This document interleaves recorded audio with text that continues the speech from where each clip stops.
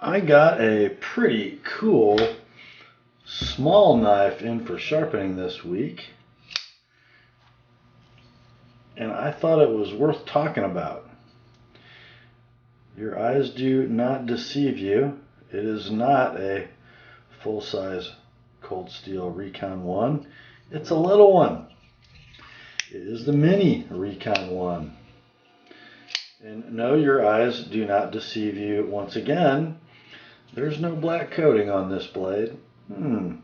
This could be an interesting conversation. Stick with me, guys.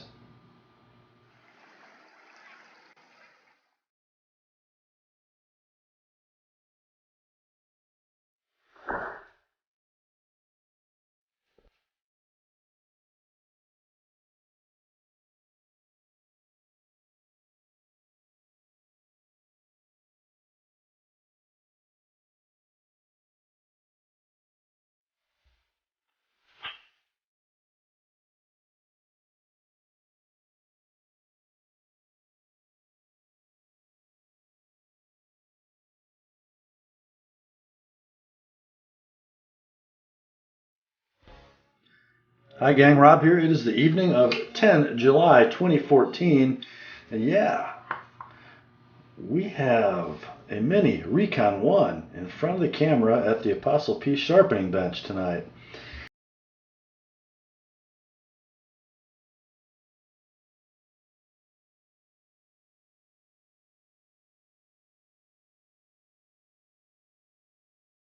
Particularly jazzed about them. I love my full-size Recon 1, and I love the triad lock in a sort of heavy-duty folder. Whoops. But how well would it translate from 4-inch monster to sub 3-inch EDC blade? Well, that's an interesting question, and it's still interesting. First, let me tell you a little bit about how I came to have this in my possession. This knife comes to me from my sharpening customer and viewer, Mike, a fellow Midwesterner. He sent me 2 knives, and I'm going to do a video on the other one later this evening. He actually contacted me by email maybe a month ago, I suppose it was, and asked me about sharpening 2 cold steel knives, and he had seen my video on the American Lawman, how to make a great knife awesome. That was the video in which I did the sort of fluff and buff of the internals of the American Lawman and explained how to strip the coating. Well, he didn't want to tackle the DIY project, so he asked me how much I would charge to do that to the Mini Recon 1 of his. And frankly, I didn't even answer him for a few days because it's not fun. It's really not fun. Soaking parts in stripper and scrubbing them with wire brushes and putting stuff back together. It's not fun. So I did finally respond with a price I thought would be far too high for any sane person to say yes to, and with very little hesitation, Mike said, "Sounds good to me. I'll send you the knives." And so this Mini Recon 1 got stripped, cleaned, lubed, sharpened, and it's a pretty rocking little knife. Let's take a close look, sort of scan the blade with me while I give you some dimensions. We got a blade length of 2 7/8 inches, 2.875 inches. Handle length 4 1/4 for an overall length of 7 3/8 of an inch. Weight on this guy for a sub 3-inch knife, maybe a little heavy, 3.4 ounces, but you know, is it really that heavy with some sort of monstrous, what, 3.5 or 4 millimeter blade stock? Frankly, exact same blade stock, lock bar, and G10 thickness on the big guy as the little guy. which is an aspect of the knife that I'll talk about a little more as we get into it. So yes, it is a sub 3-inch knife, but it is a super strong 3-inch knife. So 3.4 ounces for that, not too bad. Price wise, this is going to run you, well, $50 to $55 in the summer of 2014 online retailer market. And maybe $5 less than the full size one. So you know, you guys are going to have to make your own determination. $50 or a little more for a sub 3-inch EDC blade built in Taiwan out of G10 and AUS 8A steel. Is that a good value or not? Well, we'll talk about that a little bit. I really don't know if it's a good value when you pay an outside source another $50 or so to put an edge on it and turn it from a black coated blade to a gorgeous stonewash blade. The gorgeous stonewash, full disclosure, is under there all along. I don't know why they cover it up with a cheesy coating, but they do. One of my few criticisms about Cold Steel is the coating they put on the Recon 1, the American Lawman, the AK-47. I just don't get it. I guess it makes it show up less, reflect less light if you're in a tactical situation late at night in the dark. Well, I don't know if I'm going to have my knife drawn, blade deployed, glinting into the flat. Who knows? All I know is it's a whole lot better looking knife with the coating removed than it is with the coating on. Even the pocket clip, by the way, is stonewashed, as is the lock bar. Don't want to remove the coating from the back spacer because it's aluminum. I think that's an anodized coating, it's not paint. And the thumb stud is Parkerized or something like that. That's not Teflon coating on the thumb stud. And it really contrasts nicely with the stonewash blade, I think. And construction, let's talk about that a little bit. Guys, there's nothing new here. We have a solid G10 handle, and that G10 is doggone near 3/16 of an inch thick on each side. It is super strong, especially in a handle this short. You can't even make it flex. I mean, it's amazing stuff, and super strong. And it needs to be, because as you know, look at the stop pin here. That G10 frame bears all the load when you put this knife blade under negative force. That'd be weight or pressure on the spine of the knife. Get this big guy out of here for a minute. Well, let's just say it because it's true. There is really no debate about this. Nobody started an argument in the comments. I'm quite sure in the 3-inch EDC class, there's not a knife on the planet for under $100 that can remotely match the strength of the Mini Recon 1, unless it's another small Cold Steel knife with a triad lock. I mean, it feels like a solid piece of steel. I can't induce any wiggle, any slight anything in this knife, and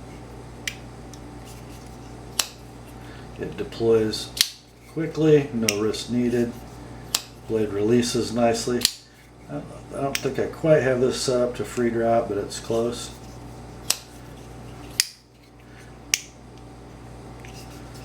I could probably loosen that pivot screw a little bit if I wanted to, but I think it's fine the way it is. I usually like to send knives home just a little on the tight side to allow for a little break-in. Let's talk about the blade, shall we? Because we don't need to discuss this lock mechanism any more than we have. The triad lock is the strongest folding knife locking mechanism on the planet, bar none, hands down. If you want to take issue with it for slickness of operation, yeah, I get that. But you know, it's not terribly unslick. It really isn't. That's on the short side of the thumb stud with my offhand. I'll try it with the correct hand for the way this knife's set up. My right hand. No wrist needed. It flies open. I mentioned it, so let's look at it. The thumb stud on this series of Cold Steel knives is asymmetrical. The long side of the stud would go on the thumb that you use.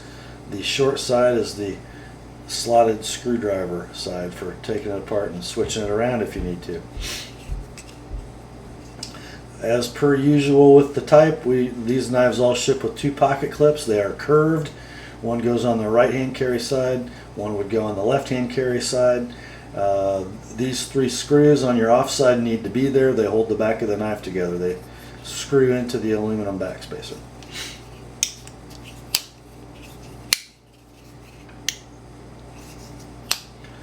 Okay, we'll get to the normal stuff. The G10, very, very grippy. Will rip your pockets if you carry this knife every day. Mike has done just a little light sanding under the pocket clip. It doesn't really affect the appearance of the knife, but he says it does make it go in and out of his pocket better. Mine has the more normal mod with a whole bunch of G10 sanded a lot, because on my old beater knife Recon 1, how it looks doesn't make me much difference. But boy, does it work. Okay, yes, I am getting to the blade. And here it is. Well, now I need you back, big guy. We looked at the blade stock. It's the same. The general profile of the blade is the same between large and small. Both of them are sort of all belly. There might be a little bit of straight run in the Mini that's not present on the full-size Recon one. Both gorgeous, gorgeous Bowie-style clip point knives with swedges. You know what? I think there's more rake in the clip of the full-size than there is in the Mini. In fact, that clip is almost straight. The swedge gives you a little bit of an illusion of a recurve, but there's really not. Wow. All in all, it's a pretty nicely done Mini version. However, and this is a choice Cold Steel made. You know, this knife may be aimed at other small knives that are super chunky, like, I don't know, like the Boker Albatross, or more expensive stuff would be like the Benchmade MPR Mini Pocket Rocket or the Spyderco Techno. You know, it's not a thin EDC 3-inch knife like the Ontario Rat 2 with its like 100 thousandths thick, or I don't know, a little more than 3/32 blade, a little less than an eighth it looks like,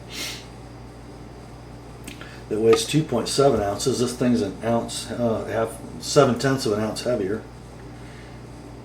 They're almost identical though in length, both handle and blade. Thickness, the Mini Recon is going to be a little thicker than the Rat 2.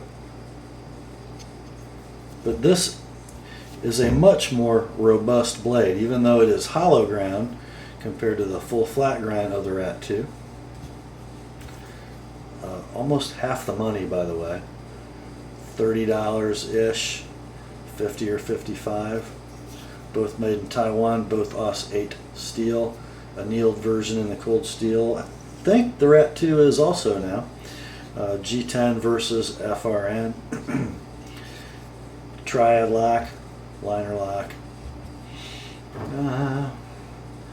I don't know if the knives are comparable enough to ding the Mini Recon on the price issue, because it's a beefier, stronger knife.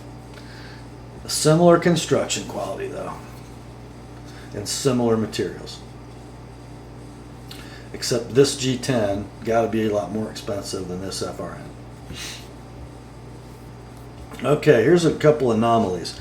You know, if I were designing this knife for Cold Steel, I probably would have gone this direction rather than this direction in material stock thickness and overall strength. I think you could proportionally scale down the Mini Recon 1 and still have a great knife, because it almost looks to me like they use the same radius grinding wheel to apply this hollow grind, so it doesn't seem to be as hollow, because the breadth of that hollow grind is smaller on the Mini than it is on the full-size Recon.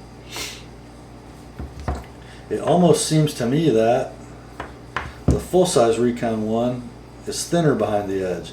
At the very least, it stays thinner longer, so as you sharpen it, the blade's going to thicken less on you. I also think the tip geometry, Mini on the right here, that tip is darn near as robust, might be as robust on the Mini as it is on the full-size Recon 1. I'd like to see it be a little more of a slicer in a small blade. That's the only hit I'm giving this knife, though. I mean, that is the only hit I'm giving this knife. It's just a little rock. It did come in for sharpening as well as for the coating removal, and if you want to know, for me to do what I did to this knife, which is sharpen it with my normal stuff and disassemble the knife, remove the Teflon coating, put the knife all back together, cleaned and lubed, it's $50 plus shipping. So it's $25 for the sharpen and spa, and another $25 for coating removal, because it's just not fun. I don't like working with stripper. It's not fun. I understand why somebody would spend $25 to have me do it, because it's a pain. It's not rocket science, but it's not fun. So that's what I did to it. I don't know, you know. So all told, let's say about one of these brand new and send it to me. You'd have the coolest looking Mini Recon 1 there is. I mean, it really is. Rock solid little knife, great materials, not exotic steel, but you know, well done. I think worth $100 steel, especially when it comes with that little unique factor of the bare blade and this edge on it. Guys, you can't buy a knife with that edge on it for $100 unless you send it to a sharpener who does a really good job. Let's see how the old Os 8 from Cold Steel fared and sharpening. And remember, it's kind of a thick little wedgy thing for a hollow ground knife. You guys can complain and disrespect Os 8 all you want, but it sure does take an edge. It sure does. I don't know. I still don't know if I'm a customer for this knife. Ouch. Do you see that? I still don't know if I'm a customer for this knife, but if you're sort of a 3 inches your limit kind of a person and you want a tough as nails, super strong EDC blade that you could probably pry skids apart with, just stay up here on the full thickness flat portion. Don't want to be doing that out here on the tip. Get up here by the thumb stud and whoosh. I would have no problem prying with it. And you know, if you snap it, it's not that expensive. Great job, Cold Steel. I mean, great job, Cold Steel. This line of knives just absolutely rocks. Andrew Demko, inventor of the Triad Lock. Mr. Thompson should thank you daily, and I hope he pays you well. That's all we have for this one, guys. Thought you'd like to see it. Grace to you and peace from God our Father and the Lord Jesus Christ. And remember, the word is sharp.